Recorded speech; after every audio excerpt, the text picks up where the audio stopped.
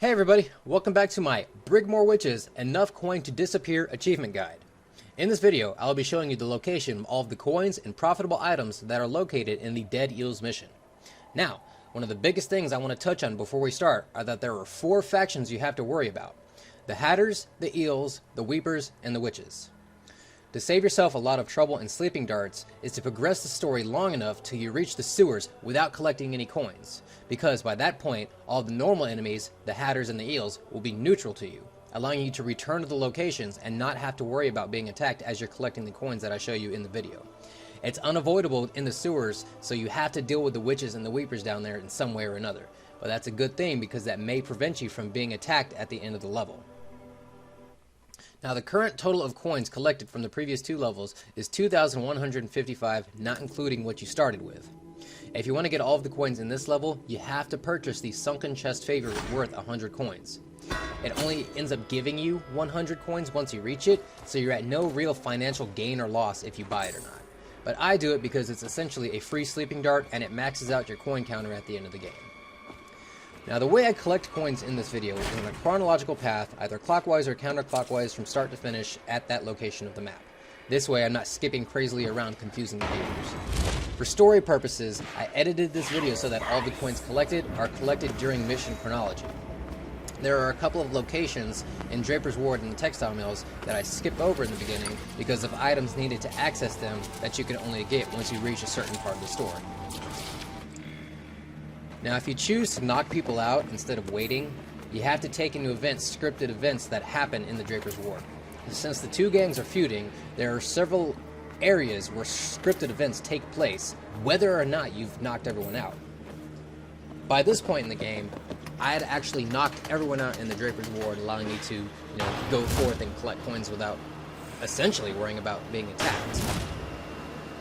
The fight had already taken place on the bridge, and so I was assuming nothing would happen after the fight between everyone there and me knocking everyone out. But as you can see, this is the first time that I got up here. People that I had already knocked out somehow came back to life and started fighting. As you can see, there's blood there. There's blood there already.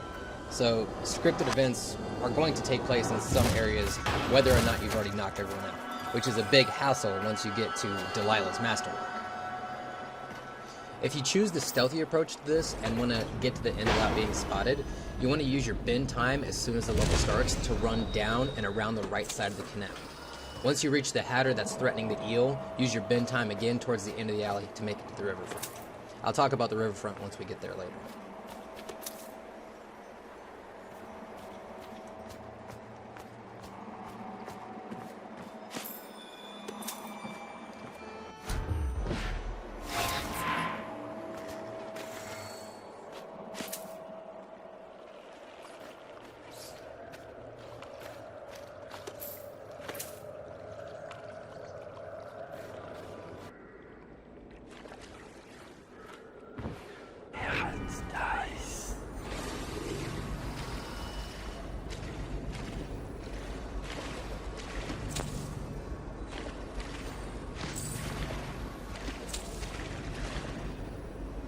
There are several locations in this level where there are a bunch of scattered coins that are being collected where my coin counter in the top right corner won't be increasing.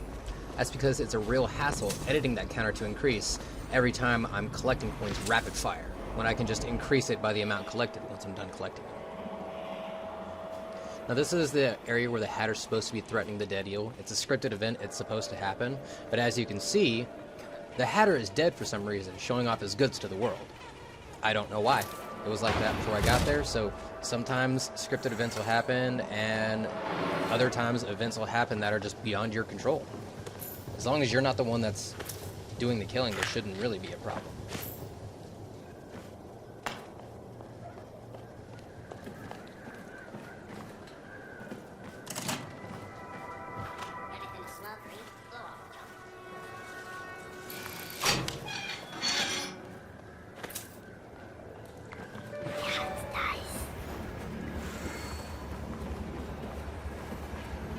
After you collect this last coin, you have to talk to the black market dealer several times. The first time you talk to him, he'll show you his goods. Giggity. The second time, he'll offer you a contract to take out another gang member that owes him money.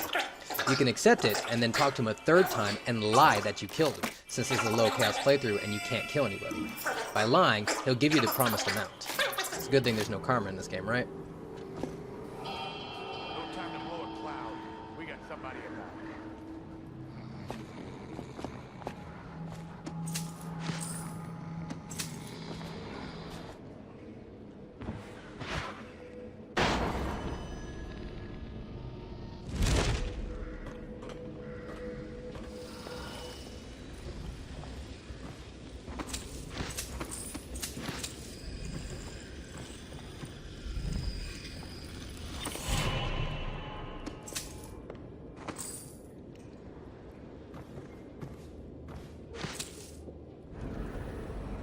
Now this happens in the alley behind the building we were just in, and this is one of those story chronological times I was talking about.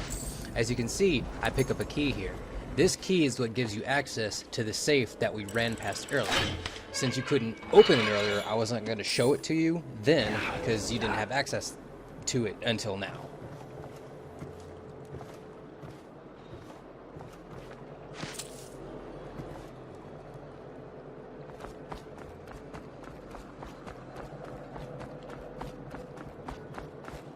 Keep an eye out. We got company. Now, as I mentioned earlier, there's an event that happens that, if you deal with it, will help prevent the witch ambush at the end of the game. It happens right in the beginning of Drapers Ward Riverfront. It's hard to notice it because it happens so fast, but my game kind of glitched, so I was able to spot it real quickly. Once you reach the room with your assassin, you'll look across and you can see that there is a witch scout on the opposite building. As long as you don't look right at her, she won't vanish like she's supposed to. As I said, mine glitches and she doesn't vanish for some reason. But then she creepily looks over at me like, I know you're watching. Freaky. What you want to do is you want to activate your bend time to freeze time, and then you want to peg her with a sleeping dart during that moment. You'll get a notification at the end of the game that says you dealt with Brigmore Witch Scout. I've come to find that if you knock her out and all of the witches that you encounter in the sewer, once you reach that portion, there won't be a witch ambush at the end of the game. I've played this level several times, and only after I deal with her and all of the witches is there not an ambush at the end of the game. So you can try it and see if it works.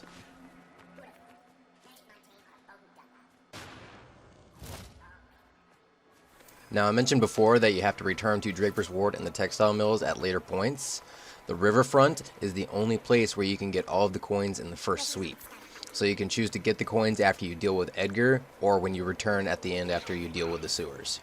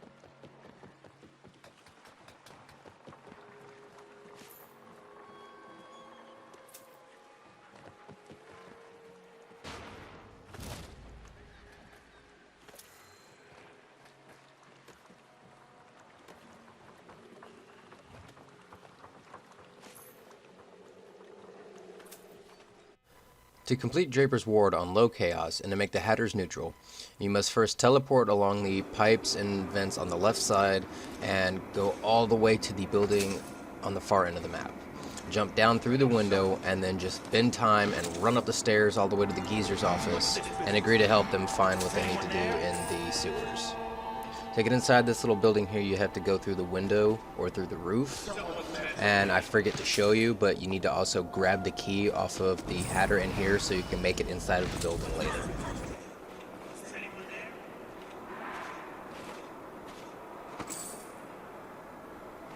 Someone's messing with me.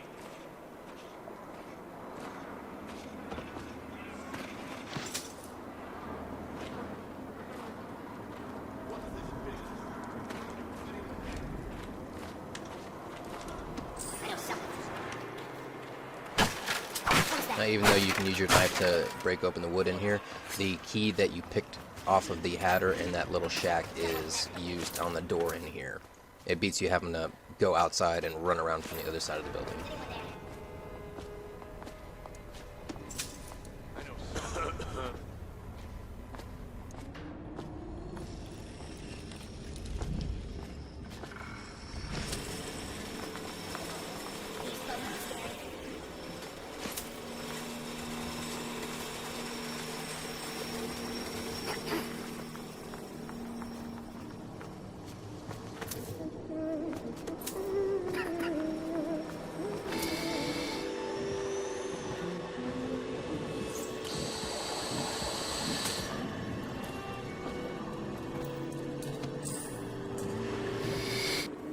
For anyone who hasn't done the high chaos playthrough, where you have to create the immunity gas to keep yourself from dying from killing the geezer, you have to come up and grab the keynotes under this pillow in the little scientist room and put it in the audiograph player to open up a secret hatch that has the immunity gas recipe and that gold ingot.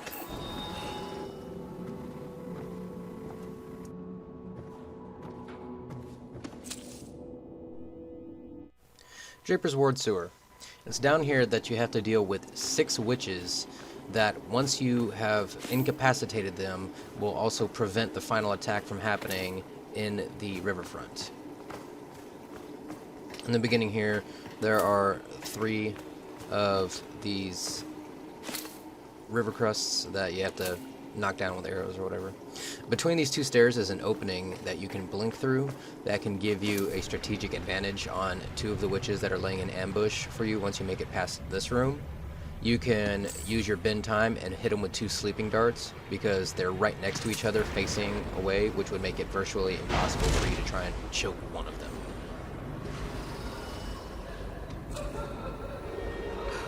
Now keep in note, you can look at this witch and hit her with a sleeping dart. Since she's technically not an enemy until you talk to her, it won't count against you being spotted. In this little side room, there is a witch that's talking to Delilah through the statue. You have to either hit her with a dart or choke her out before she can teleport away. Once you make it back into this room, it's very important that you grab the key off of this Hatter's corpse because it's going to unlock a locker that's located above Granny Rag's little side quest area back inside of Drapers Ward. This is where the little gameplay chronology I was mentioning comes into play. In this room there are 2 witches and a handful of weepers downstairs.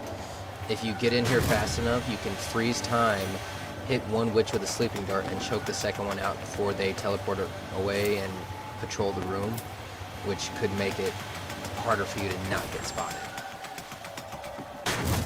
As for the weepers downstairs, I found it easier to just kind of hang up top and peg all of them with sleeping darts and choke out the last one.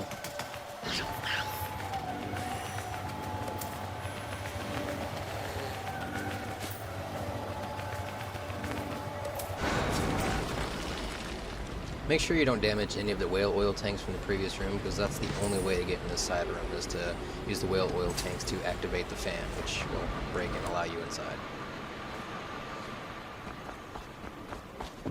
You could have picked this up earlier, but I just found it easier to go in the circle.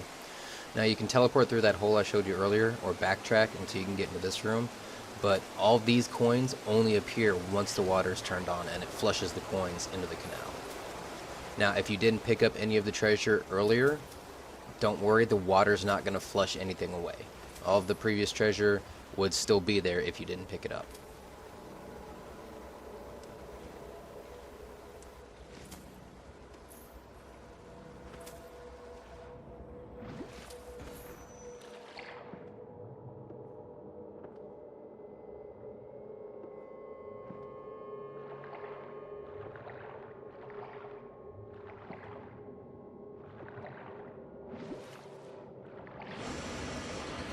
This room can only be accessed after you get the code from the geezer or from the Hatter's apartment back in Drapers Ward.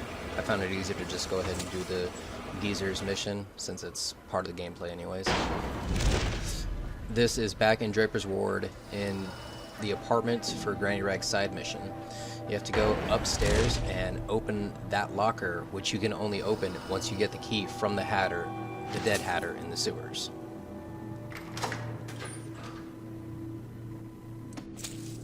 Now, with all the coins, that brings your total to 3,520 when added to your previous amount, brings the grand total to 5,575. Now, keep in mind, if you didn't buy the favor in the beginning of this mission, your total would still be 5,575 because it costs 100 to get 100. So, either way, you're good.